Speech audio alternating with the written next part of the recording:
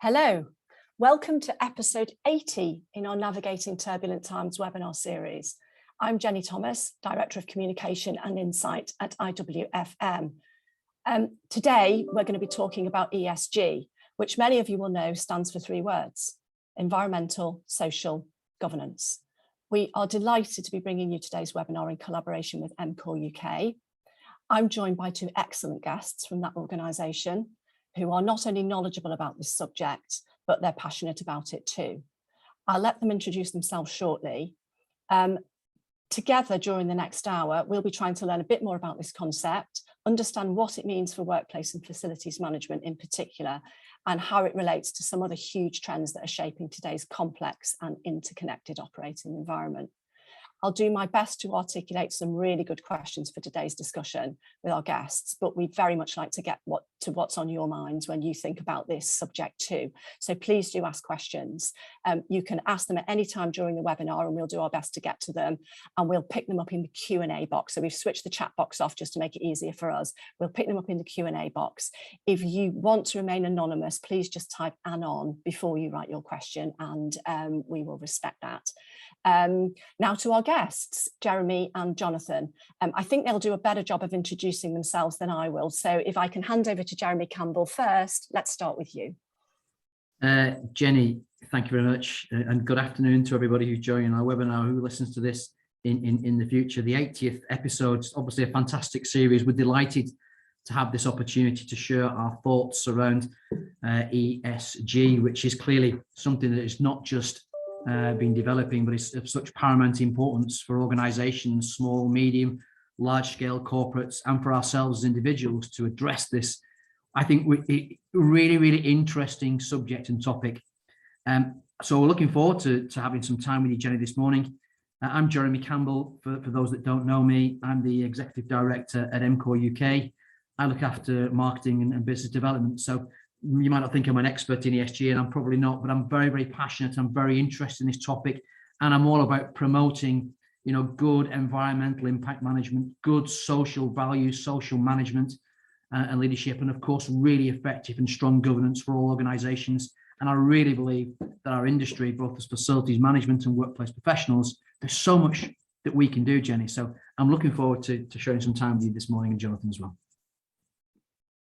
Thanks, Jeremy, and I think you being here is testament to the right approach in terms of ESG, and we're obviously going to unpack that over the next sort of 60 minutes or so.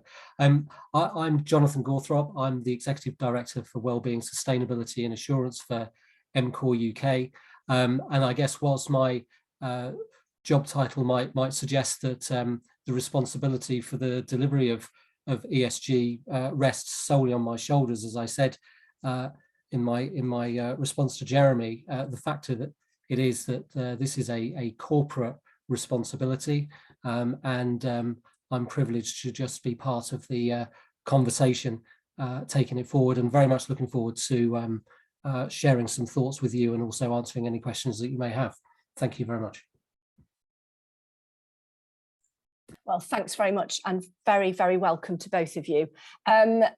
Before we get stuck into the discussion at large, perhaps we need to define what it is we're talking about here.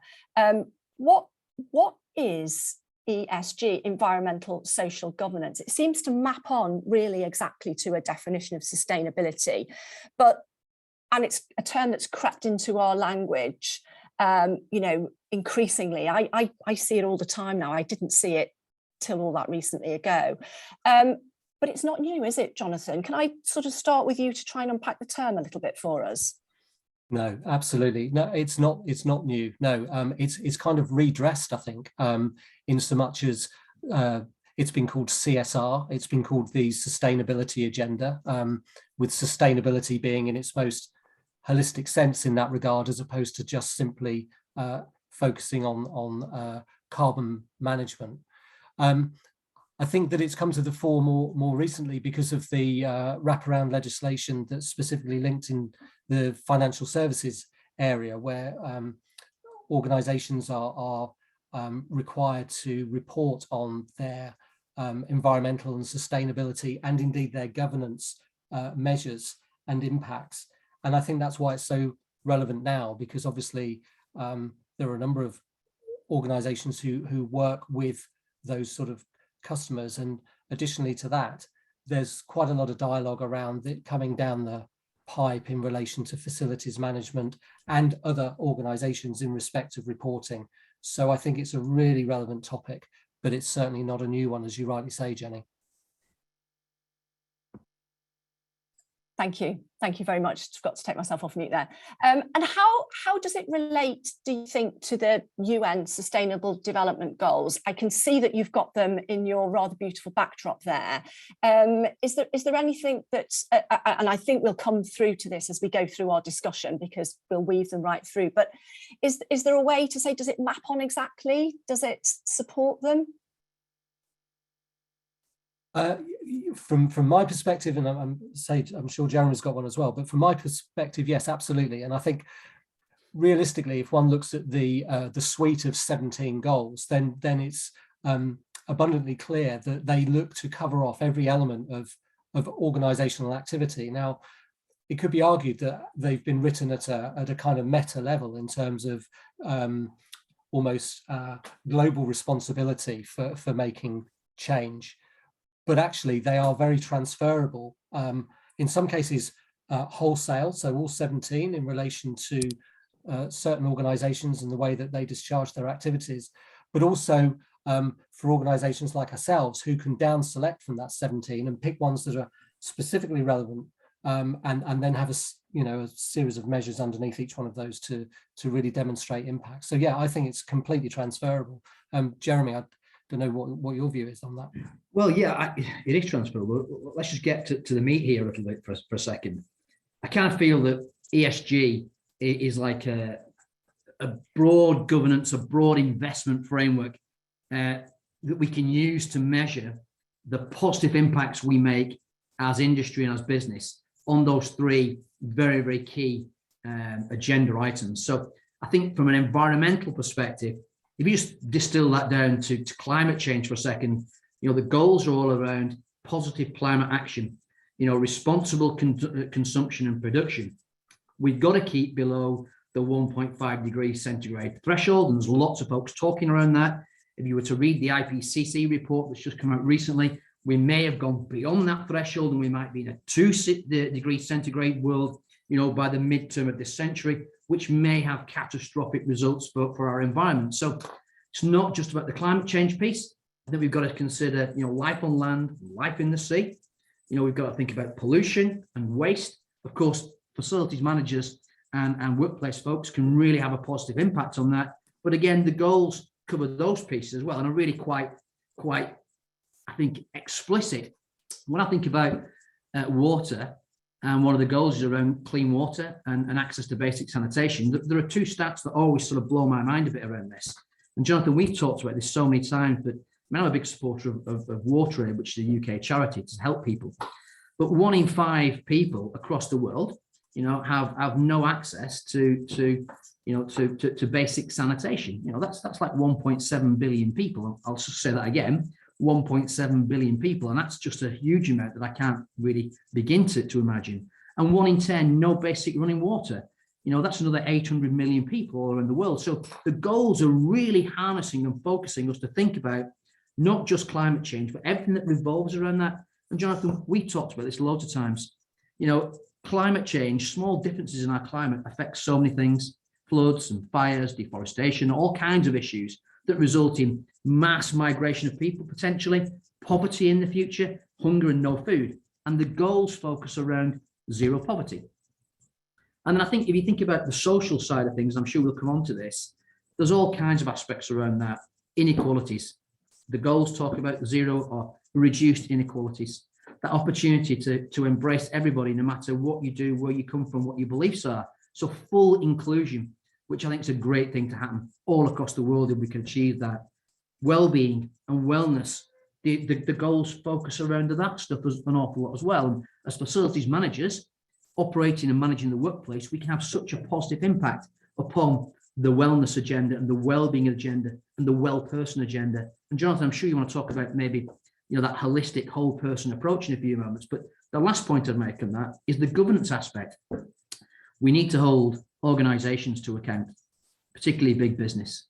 It's big business that generally, in many cases, are producing zero-use, single-use plastics, the burning stuff, the sending stuff to landfill, the carbon offset, and doing all kinds of things, which in some cases is good, but it's not enough. And equally on that governance model, if you're an investor, and I see more investors now looking at business to say, what is your social value agenda? What is your environmental agenda? Disclosure of information, proofing points that you're doing things, holding boards of directors to account. So I know I said quite a lot there very quickly, but that's kind of where I am on that whole ESG playing field. And there's so much that we can do in this profession to influence and to shape that agenda. Thank you both. And I just listening to you, I think it's really interesting just to think about your final point there, Jeremy, governance, because when you look at ESG, you kind of, sometimes I look at the face and I go, yeah, E, environmental, S. So what's the G? What's the G? And the G is governance. And I think that's the defining thing, I think, that really makes ESG in a sense what it is, because it's about a framework of rules, a framework of operating, isn't it? It is. And the other point to that, Jenny, is looking at boards of directors and executive directors, remuneration, incentive programs, incentive plans. Really, really important to make sure that those plans and those incentives, particularly for publicly quoted companies, are aligned to more purpose, are aligned to more environmental issues, and not just, I think we've moved away from Milton Friedman's, neoclassical economic world, that organizations or people that are looking to invest in business are looking for bottom line profit. That's gone. Profit's not a bad word, but it is gone. We are now about investing in sustainable organizations that are going to have meaningful impact, long-term impact for everything or all life on our planet. And that's a concept, I think, that's a concept from my reading of ESG that kind of came out of the intention of it in about 2005, 2006, which is this idea that actually doing those things is good for business. That is good business. And that's an interesting idea. And I'm wondering, because of, we've had the IPCC report last year, you've mentioned it again, we've had the COP26 conference in December last year, and we're starting to see these concepts, sustainability, ESG, kind of coming together, and both the definitions of each, I think, are kind of merging into kind of one concept. And I think this is why we're seeing the phrase, this is why we're seeing it, and why I was interested. I was really fascinated by this title and really interested to try and unpick this and to try to really understand what's behind it, why are organizations so really keen on it, and why we're hearing so much about it, and why does it matter to people? Not what is it, but why. And I think that's that actually concept will probably come through and flow through our discussion a little bit as we go through. The other thing I just wanted to touch on, and I'm sure we'll come back to this as well, because there's another term that we've done quite a bit of work on, and I know because we've talked about frameworks, we've talked about contracting, but we hear a lot about social value, don't we? Do you think social value fits into this whole framework, and how do you see social value fitting in to this framework? Jonathan's nodding, so you go for I am. it. I'm nodding furiously. Yes, absolutely. So for me, the social value aspect of this is actually the so what. So it's the impact of the output of all of the activity. And I guess if we think about what Jeremy's been talking about, and I fundamentally agree with everything that he was saying there, we're talking about running responsible business. That's what this is, and being held accountable for running responsible business. And therefore, in order to be held to account, one has to understand what you're actually doing from an effect point of view. And that for me is what social value is. So the word value is essentially the key, because the reality is that we can't just do things. We cannot just have a suite of activity. And I think we've been guilty in organizations of doing that, of thinking that actually doing things represents effectiveness, whereas actually the effectiveness is in the impact. And that you could do one or two things which have tremendous amount of impact. And that's what social value is about. That's the measurement side of it for me. In terms of it as a concept, social value is back to the point made by Jeremy in relation to inclusion. So inclusion, when we talk about it, tends to get bounded by the ED&I agenda. the ED&I agenda is a significant part of the inclusion discussion. But when we're talking about inclusion, we're talking about the communities in which we operate. We're talking about the customer impact, or us as an organization and our impact. We're talking about community in relation to this group, in relation to peers and organizational learning. And all of this is sitting within tile 17 of the UN Sustainability Goals. So back to your original question, Jenny, is that essentially a microcosm of everything we're talking about? Yeah, absolutely is.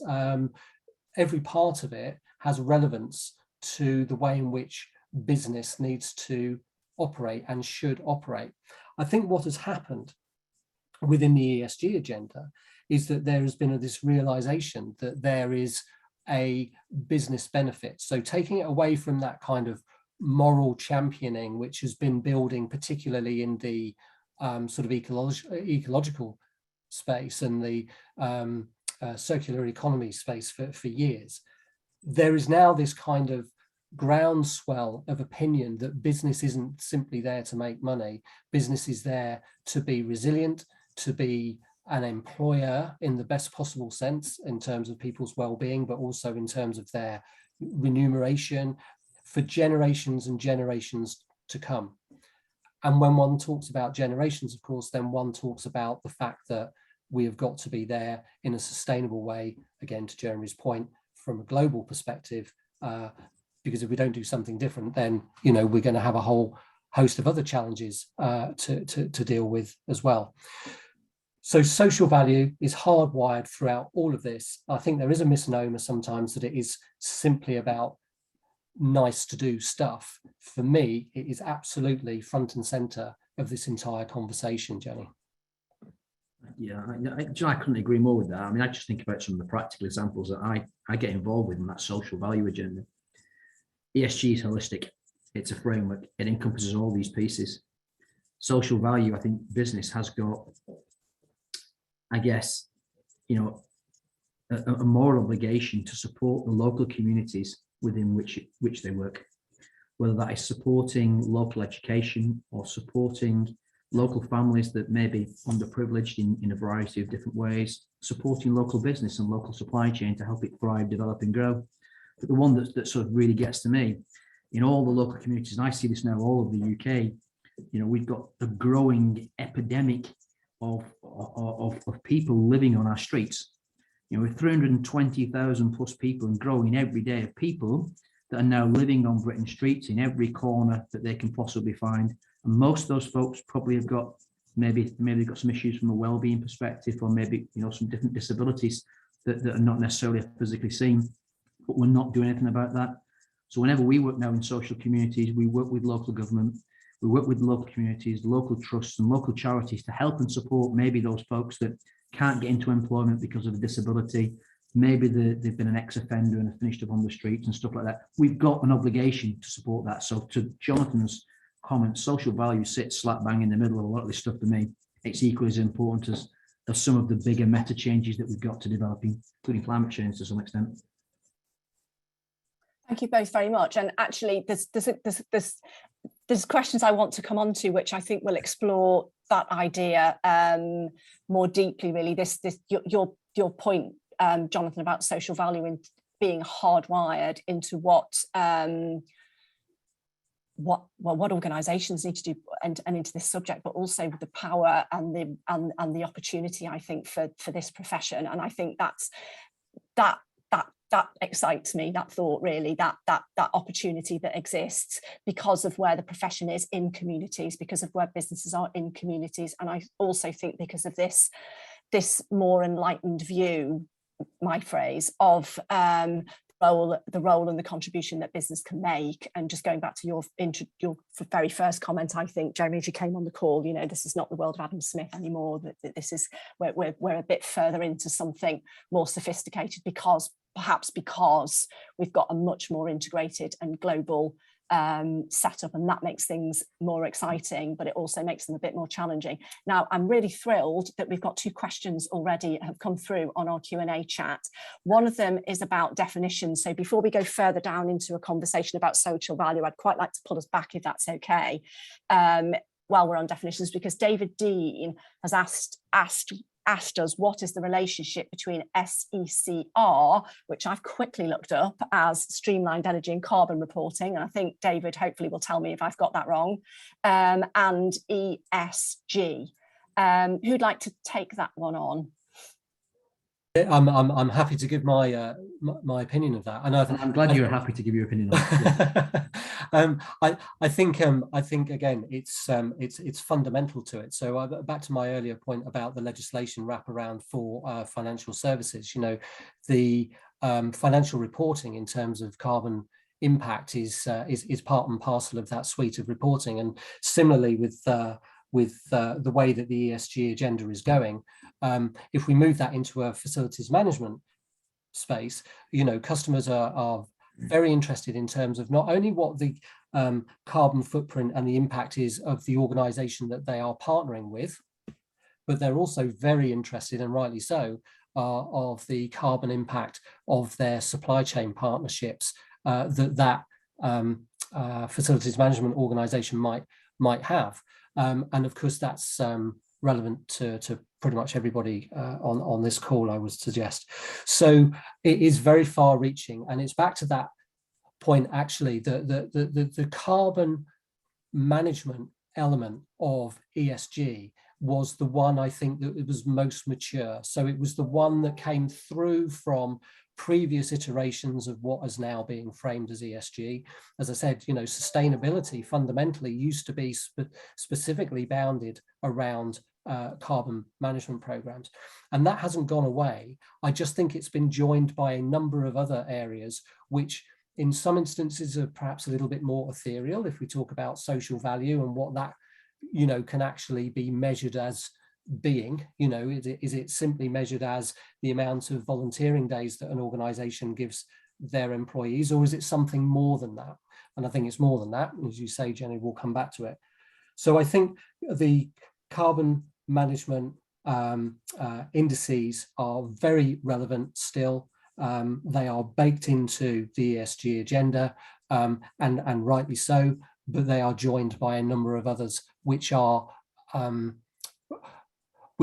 not, I don't think, having a renaissance, but I do think that they have been around for some time. If we go back to, you know, when the sort of social value agenda began back in sort of 2010, 2012 in the public sector space, they've been around for a while, but they haven't had the amplification that they're getting now as a result of the ESG piece. That would be my view to that, I think. Jonathan, there's new legislation now, certainly come out from government, that organisations plus 500 million plus 500 employees have got to disclose their carbon strategy aligned to science-based targets for scopes 1, 2, and I think 3 as well. Yes. That's obviously going to flow down to all organisations, I assume. Yes, absolutely right. And I think the point that you made earlier around, you know, the different sizes of organizations, larger organizations have an infrastructure which is supportive of that. It's potentially incumbent upon us as, you know, facilities teams to support some of the SMEs in that space, because they don't have that infrastructure, and to a degree don't have that knowledge either. And I think, you know, one of the things that we are privileged as a discipline in having is the reach into SME spaces, is the reach into different communities and different customer spaces with a level of technical expertise that I think is pretty unique in terms of most other industries, because of our range of activities. And I think, you know, we should recognize that, I'm sure we do, but we should amplify that in terms of this particular agenda. I think we have a responsibility to do that more than perhaps most other more narrow and bespoke industries. It's a great point, isn't it? Think about our own supply chains and all the different kinds of organizations. It's a complete ecosystem of different companies with different specialisms of different sizes, many of whom I guess are going to struggle as we move with our current economic climate potentially as well. I hope it's not like what 2008 was, but different discussion for a different time. Yes, agreed. Thank you both so much. There's markers that you've both put down in your conversation that I'd like to come back to. And we've got a question in the chat that I think I'd like to pick up when we get to that, because I think there's a nice conversation to come back to on some of this.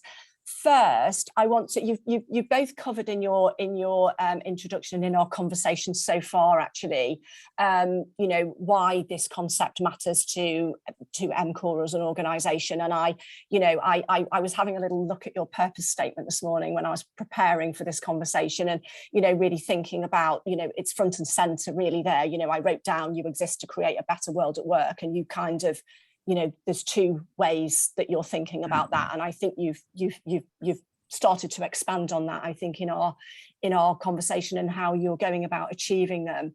And I think you've also touched on this, but I just want to give it a little bit of time on its own, because as a service provider, you don't just focus on how your organisation does from an ESG perspective, even though you've articulated, and Jonathan, you've been really clear on that.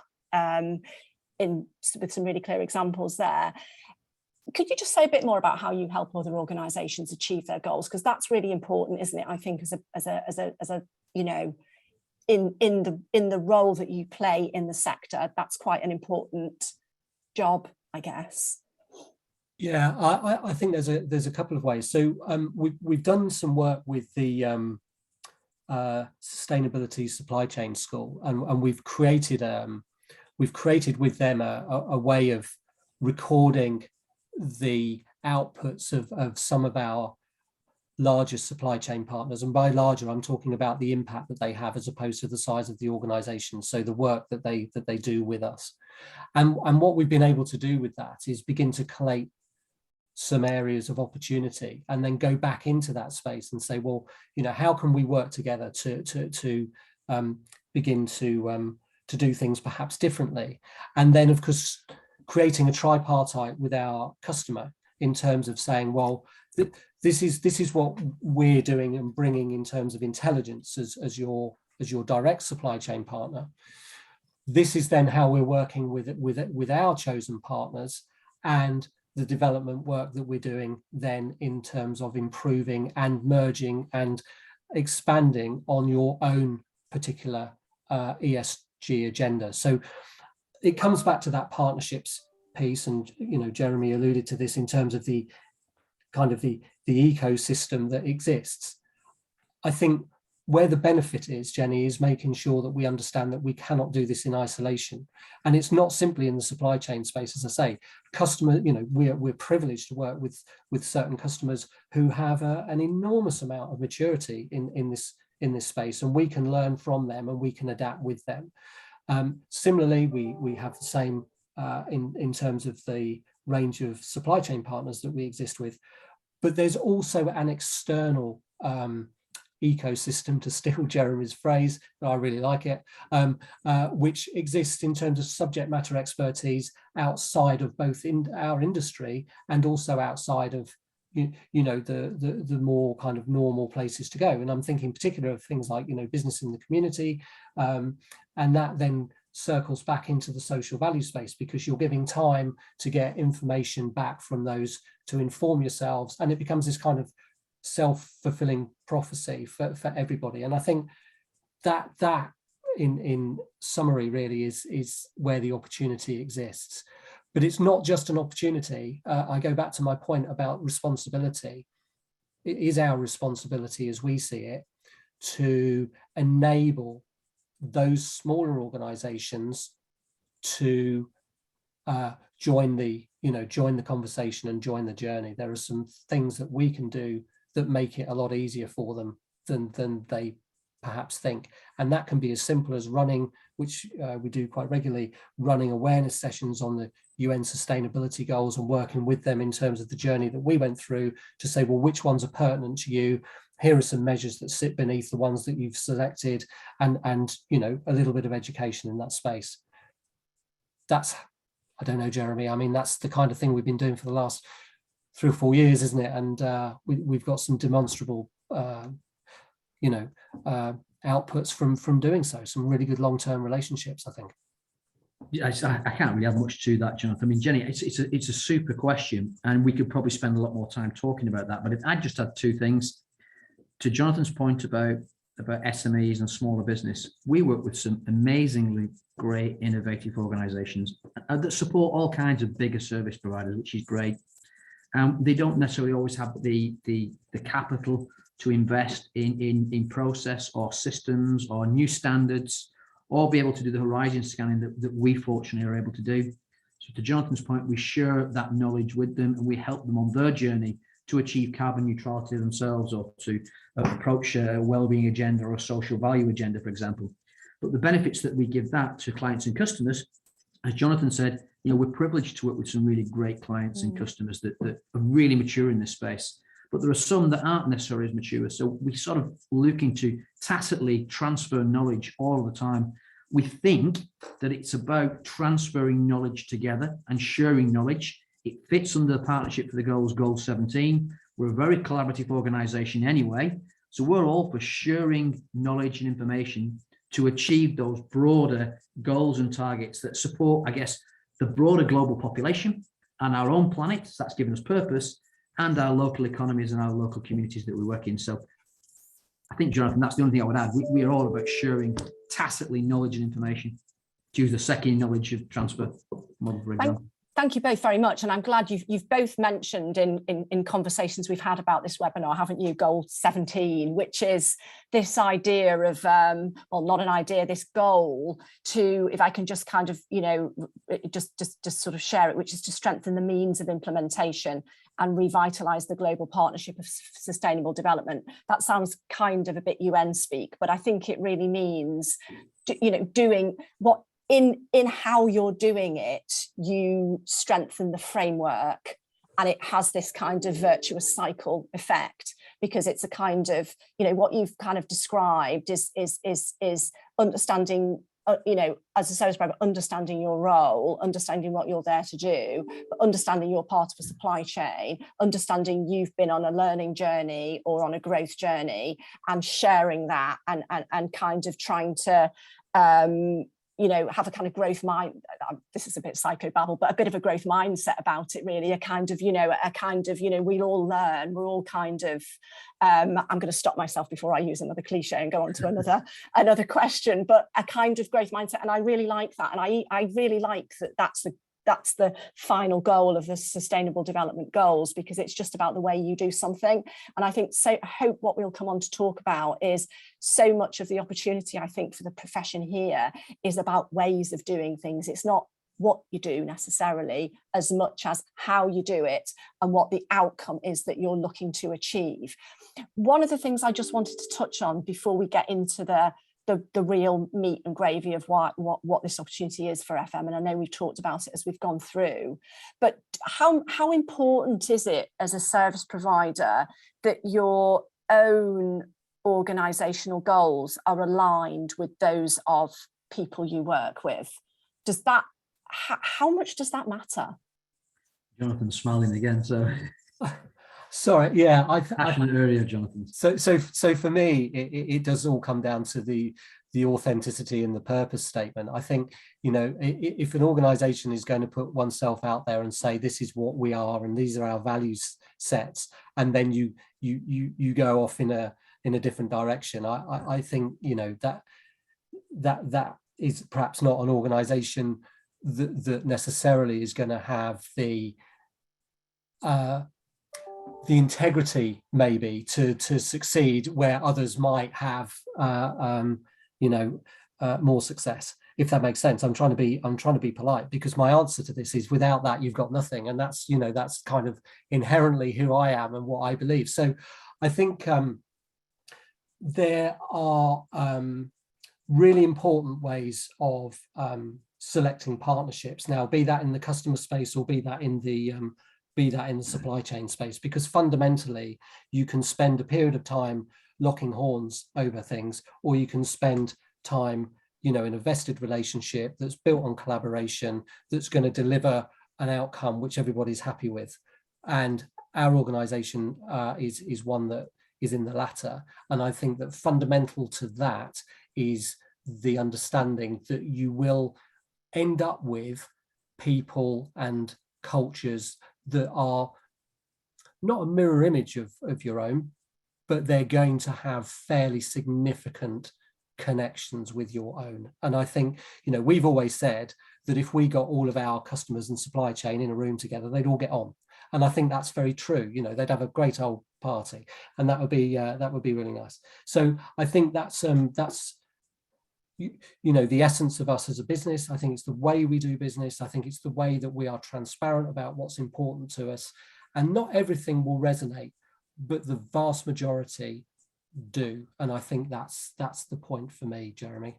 Yeah, well, totally. To add a cliche in, if I may, Jenny, you know, opposites attract. Well, they don't in our case. You know, we are looking for organisations that, to use some of Jonathan's words, they're transparent, that they've got an effective business code of conducts, an ethical code of conducts, that the way they're doing their work, supporting modern slavery and all those kind of things, or providing decent work. Or I think I spoke at the Agents of Change session, so for IDUFM, and talked particularly about providing decent work.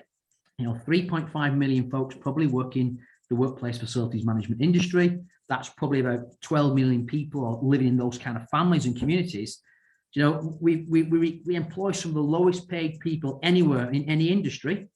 You know, and we should be promoting the real living wage. We should be members of that foundation. And we kind of are in this space now. If you're not members of that, we're not going to work with you. You know, we can't work with you. You don't align to our culture, to our goals and our belief systems. That's just one little small example to bring that to life, and that's important to me. And I think that's a great example, because for me, your question really is built and sort of predicated upon the governance element of what we're talking about here, although that might not seem that obvious. I think the reality is that without the governance wraparound, then all of the, you know, that's where the values, that's where the purpose, that's where it all kind of sits. And through the governance element of ESG, that is also where it's tested.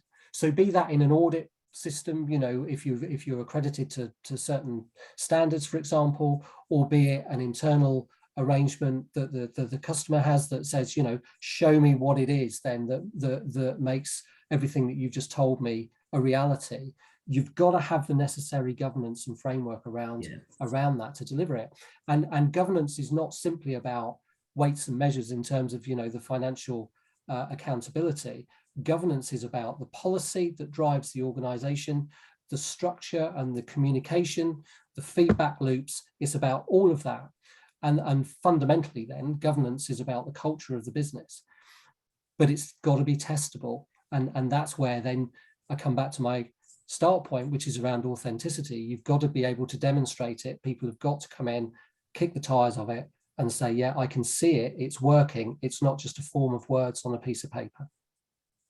And that really nicely brings us right back, doesn't it, to where we came in, which is that, you know, for a long, long time, people who are thinking about investing in a business, the value of a business, working with a business, have really wanted to know, you know, is this an organization I can work with here? Is this an organization that aligns to my values? Is this an organization that I think is doing something that I think I can get behind, that I think I can support? And, you know, I think your tiny example in inverted commas, Jeremy, there about, you know, pay is, you know, about as fundamental as it gets, isn't it, in the work relationship? And I think it's, you know, it's really important. And actually, as we broadcast today, our head of research and insight, Peter Brogan, is before the Low Pay Commission, giving evidence about the sector on some of those very points that you've so powerfully made, Jeremy. So, you know, there is, you know, it's as relevant to this sector, to this profession as it gets, and it's really, really important. So, you know, it was a very, very good and very timely example, I think, to give there. And I think it kind of leads us quite neatly on to, we've touched on this in our flowing conversation, but it leads us into, you know, we've worked together on the Agents of Change agenda, and you know, you were on our platform, Jeremy, a month ago, talking about some of the things that you've touched on there.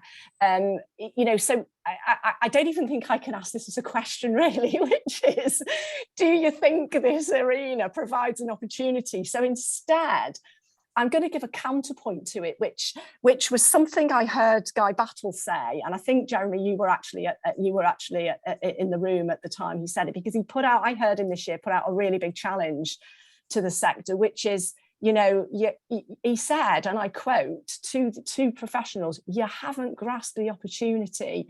The role is about so much more. you know, the opportunity for the profession is really huge and profound. FM is at the end massive. Lifetime social value. That's what I wrote down in my notepad. I just wondered whether you wanted to kind of extemporize on that, the opportunity here as agents of change. Well, I'll just pick 2 or 3 things, I think, from what Guy said. And it picks up on what you said just beforehand around people. But you kind of have got this, to attract people into our profession, into our into our world. We've got to be aligned. You've got to align your values to what people believe in now. People are far more environmentally, sustainability focused and conscious than ever they've been before. They're very selective in where they want to work. We've heard about the Great Resignation, folks going to work for different organisations because there's more purpose. So I think if you think about what Jonathan said, facilities management is offering such tremendous dexterity in terms of career opportunities in so many different avenues than any other industry. And I'm not just plugging our industry for the purpose of this session, but as agents of change, I really believe we can make a massive dent. And I was listening to Georgia Elliott-Smith talk 2 or 3 times of recent. So Georgia is an activist, the best word I would say. She owns her own consultancy on Element 4. But her view of the world was literally, you know, you guys can smash through the change that's required. You know, you're not on, you know, we're not an island as an industry. Collectively and together and in collaboration and in partnership, which I think was Guy's main point, you can make a difference. But you can only make a difference by all working together. And I kind of think that's all of the different bodies and the different institutes that support the whole built environment, whether that's IWFM, CIBSI, BISRIA, RICS, and SIPS in particular. That group together has got powerful membership, galvanize that, and we can kind of like crowdsource change to some extent. So the opportunity is huge. I mean, we just distill that and percolate that down to some simple things. And I mentioned this before, I think Jonathan did as well. We can impact through circular means, waste and waste disposal. We can improve supply chain management and buying ethically, particularly along that supply chain. We can drive in innovation through our supply chain. And we can sort of, I mean, I talked about this, I don't know if you're going to talk about this now, Jenny, or maybe another question, but at Agents of Change, I specifically talked about disruptive synergy. And that builds on Guy's point that we've got to find a different way in the way that end users and or buyers interact with suppliers. And that's quite old-fashioned language as well. I kind of think that should be thrown to one side as well, you know, because we're in it together. I kind of think it's time for a new paradigm in the way that facilities and workplace folks all connect, collaborate together to do something different. Now that leads into, Jonathan, what you might think about. I've written crowdfund change down. I think that's fantastic. Might be it's out of context, but I think I think as a, you know, as a catch-all for where my head is at, it's absolutely perfect. Yes, I think so. You know, we've talked quite a lot about the partnership approach here, and I think as an industry there is an opportunity for us, as you said, to galvanise some of the thought leaders in this space. Of course, there are elements of what organisations do which has got intellectual property associated with it. Of course, there has. But if we think about in terms of where the paradigm shift needs to be, we need to move from this input mentality to an output mentality. And if we're in that output space as a collective, as a facilities management collective, that gives us the opportunity to talk about the impacts as opposed to the way that we've delivered the impact. And the delivery of the impact could well be where the intellectual property sits and where the differentiators are when we're all in competition, but the output shouldn't be. You know, the output should be a collective output that, you know, has that crowd responsibility and effect in order for it to be a big enough effect to make change. And I think for me, there is a huge a huge opportunity for us to collectively create that connection and to think about doing things slightly differently and peer-to-peer learning, sharing some information, using some of the stuff that we've been talking about today to begin to create a movement within this facilities space, all predicated on the privilege that we have to work in this space and have the reach that we have, which, as I say, I think is unparalleled in terms of other industries. So yeah, I really like that. Crowd-funded change, fantastic. So I've had some value for you today, though, Jonathan.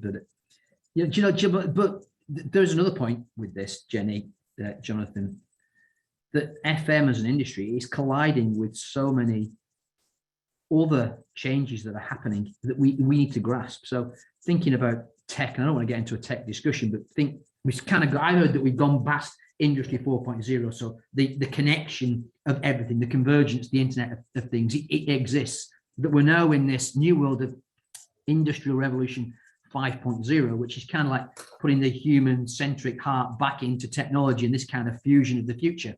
So I think facilities management, we've got so many opportunities to start thinking about how do we use artificial intelligence and deep machine learning to really drive a change agenda.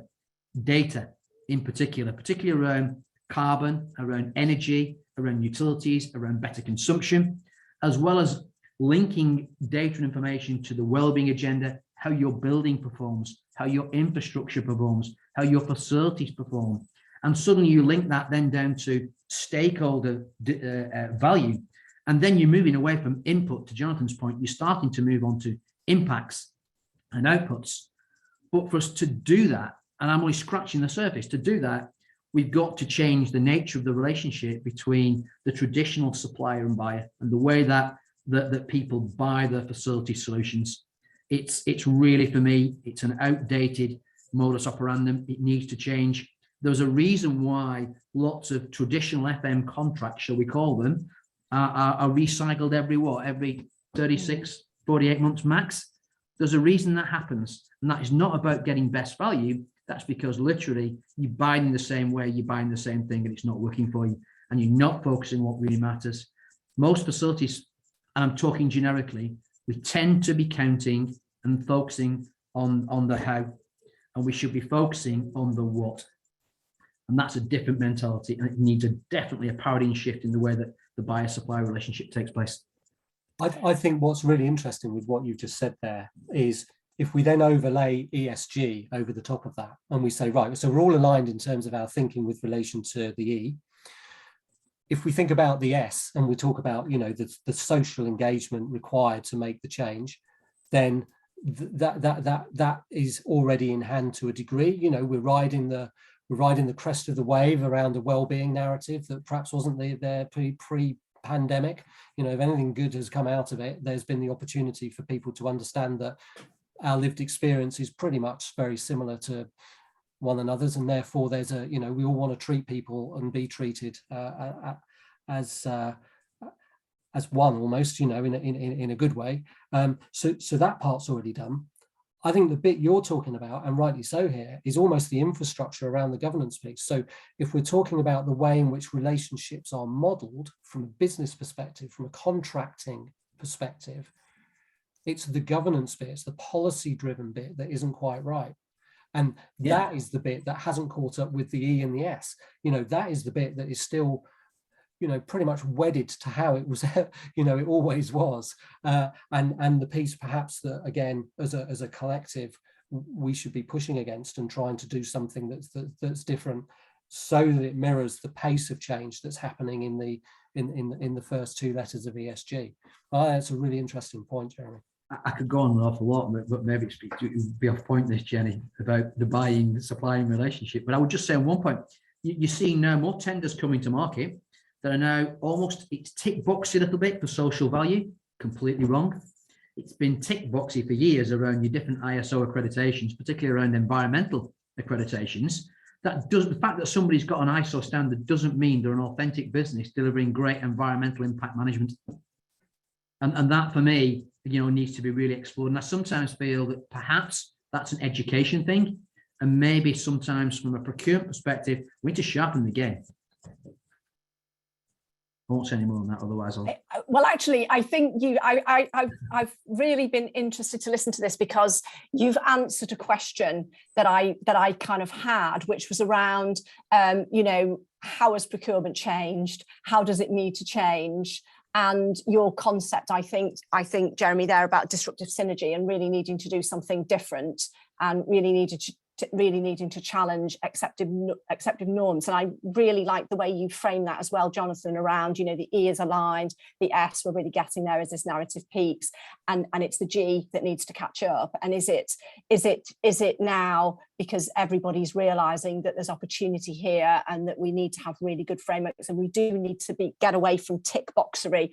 Martin Reed interviewed Georgia Elliott-Smith for the last issue of Facilitate magazine. I'm sitting here with the interview in my hand, looking at it as I'm going through, and actually really, you know, thinking about some of the things that this kind of consultant turned real campaigner is saying, and that bringing some of these ideas to the fore. And the opportunity, I think, is quite exciting about a kind of disrupting models, really not, you know, using frameworks. They sound terribly boring, don't they? But actually the power of a framework used to achieve positive outcomes, you know, yes, this is what you do, but this is what you can achieve. This is the belief here, and this is the opportunity, and you use that framework to try and leverage those things is undeniably powerful, I think. It really is. I just want to come on to we've had a question about this, and I've been waiting for the opportunity from Christopher Woods asked it quite early on, and it also made me think about it when you referenced Georgia Elliott-Smith, because I've sidelined this comment, which brings through some of the themes we came in on. I've got a question here, which is kind of like, you know, we'd often hear the words people, planet, purpose. Has profit become a dirty word? Now, Georgia Elliott-Smith says, in her view, we're moving to an area where an organisation's approach to making money is intrinsically linked to its approach to sustainability. And Christopher Woods has asked, do we think large companies are putting carbon reduction over profit now? So what about profit? Has it become a dirty word? I'll just progress on that quickly. I don't. And another P. Thank you. Yeah, profit. It's a great question, Christopher. Profit is certainly not a dirty word. I mean, at the end of the day, we're not here. We're not going to smash global economics, and organisations exist to obviously deliver value. And let's think about profit as one of that value platforms. I think that carbon reduction adds value. Sustainability in its broadest context adds value. Social value adds value. So organizations are now required to look at all of those pillars, not just the hard cash that goes into the bank, but profitability is required to grow. It's required to invest. It's required to recycle and to renew an organization, to enable an organization to be more sustainable and to really support that carbon neutral agenda. That's kind of my take, Jonathan. I don't know whether you think. Yeah, I come at it slightly differently, although I agree with I agree with the outcome. I think and I think this comes down to personal philosophies, to be honest. I mean, I think from my point of view, the sustainability in its broadest sense is the platform on which then value and profit is built. And I think the shift to Jeremy's point is that, you know, we've moved perhaps away from profitability being the start point and the end point, you know, the kind of the bookend of business, if you like, into a scenario now where it can be that one or the other. It can't be both. And my view, as I say, is to come back to that kind of social area, that social kind of constructivism area, which says, get that right, you know, treat individuals properly, use data to drive thinking, and good will come, you know, and good is profit. Because I think what profit can't be now is as a result of exploitation with a small e in any form, you know, be that against the company, you know, be that against the planet, be that against any of the P's, however many you want to have. That is the beginning. And therefore, if organizations do and are thinking like that, then it automatically forms that kind of social piece, if that makes sense. So you begin with the people, you end with the people, and the profit is somewhere in the middle, and it will be good profit because everything's working right. I think interestingly, and I scribbled this down when you were talking, Jeremy, around, you know, the purpose element of the business. I mean, only in the last few days have a new set of standards, PAS 808, been released in relation to purpose-driven organizations. So if there was ever a debate around, you know, the start point, sorry, for business, you know, take a look at that, look at the seven areas of criteria within that, and that will essentially wrap up everything we've been talking about today. It's doing good business responsibly. That's really what the ESG agenda is about for me. You know, I had some conversations with a lady called Vanessa Champion. She's the founder of the Journal for Biophilic Design, who had exactly the same notion. Her view, I asked her the same question that Jenny's just asked. She was really clear, you know, that planet's got to come first, because, you know, your purpose and planet come, and then profit will follow if that is your desired outcome and desired goal. But the Biophilic Journal is really talking about how do we bring back in real nature back into design, back into workplace. I mean, I know we're running out of time, but I remember 25 years ago, one of my first projects in FM, when I first started, was to get rid of all the planters and all anything live inside a building. I had to get rid of it. And I didn't understand, why am I doing this? And, you know, 25 years later, we're sort of putting green back into our design, because clearly it's got a positive impact on our health, well-being, and our mental ability to perform. So, yeah. I think that's so interesting, and I really like the way, you know, we bring this idea back, and it just something you just said there really made me think, Jeremy, which is, if you something we say a lot of the time, you know, if you do sustainability, if you do FM well, you'll achieve sustainability. It will be, these things are an outcome of doing things. And so, you know, that also is quite a good way, I think, of explaining this getting away from tick boxery, which you've both referenced. You flagged us on the time, Jeremy, quite rightly. I want to take another, this can go on, I want to take another question before we finish up, and I'm going to bounce off a question that Joanne Pigram's asked, because I think she's put a question that I want to just come to a slightly different way. Which is, what do you think are the key risks associated with ESG that our industry should be focused on in the short to mid-term? So we've made the case for it, I think. What are there risks to it? I wonder what she might mean by that. Very quickly, for me, the risk is that as an industry, we don't grasp the opportunity, and we don't help our customers, clients, or if we're sitting on the client side of the world, that we're not driving out better energy efficiency, better use of energy, and hitting the net zero targets. That for me is the risk. Yeah, I think the risk for me is around definition and relevance. I think, you know, this isn't, we can't take a kind of vanilla approach to this. One has to understand, you know, what one can affect and what one can't, and just making kind of, you know, generalistic statements about stuff will result in the risk of stuff not happening. And I don't think that we can afford to do that. So I think defining what this means in terms of one's own organization is absolutely essential. Otherwise, the risk is you go off in the wrong direction. And defining the relevance of what one can actually legitimately have an impact upon is also important. That just comes back to that authenticity point, because once again, otherwise it just becomes blether. And you know, blether is going to lead to inaction, and inaction is going to lead to a critical situation, which, you know, we all know about. So they're the two for me, I think. I love blether, Jonathan, and perhaps, John, we've not answered your question into the detail you wish to then connect with either of us. Happy to explore that. It's a really good question. Thank you. Thank you very, very much. I wondered whether Joanne, without putting words into her mouth, was getting at possibly, you know, we can't get into it now, but it's probably another webinar around the cost of living crisis at the moment, and this idea that, you know, oh yes, but, you know, we're all really struggling, so perhaps the sustainability, the ESG agenda can just kind of go a bit further down the queue because of this. And I think some of the discussion that we've had today, without putting words in either of your mouths, kind of puts very firmly how you might, you know, think about that question, which is that it probably can't go down. Yeah, it's not a binary situation, is it? It's not deal with today's problems at the expense of tomorrow's problems any more than it is deal with tomorrow's problems at the expense of today's. We can't look at it that way. Good, great question. I'd love to talk about that. Great question. We could go on. Unfortunately, we've run out of time. We're just about to hit our hour. Thank you so very much for what for me was a really, really fascinating discussion. It's been really interesting. And thank you to both of you. Thank you, of course, to our listeners for your questions, and really, really powerful for our discussion. And also thank you to our excellent tech team today, who've been Lucy and Annie. We recorded the session. It's available for anybody who wants to listen again, share it with a friend, go back to it. I will certainly go back to this one. I've made lots of notes. I've got a couple of super quick notices before we go.